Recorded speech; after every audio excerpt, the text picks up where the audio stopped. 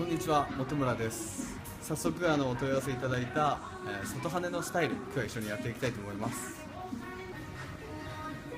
アシスタントの千里です。彼女はちょっと長さ短いんですけども、割とボブの長さ、内に入りにくくて外羽を良くするスタイルなので、今回彼女のモデルさんになってもらいます。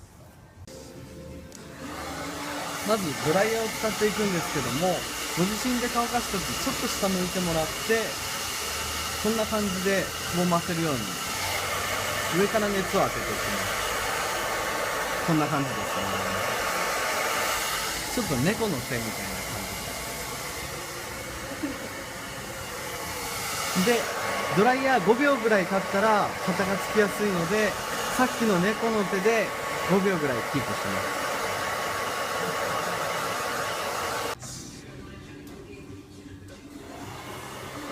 耳から前の髪の毛も同じように後ろでやった時のように掴んで反り返って5秒程度熱を当てましょう。熱くない？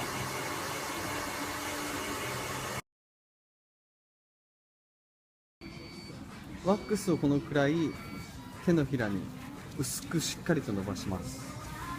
それをそのままさっきと同じ要領で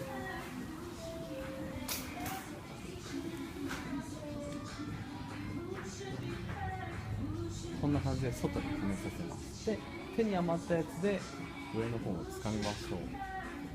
前髪もし邪魔になりそうだったらちょっと最後につけるぐらい。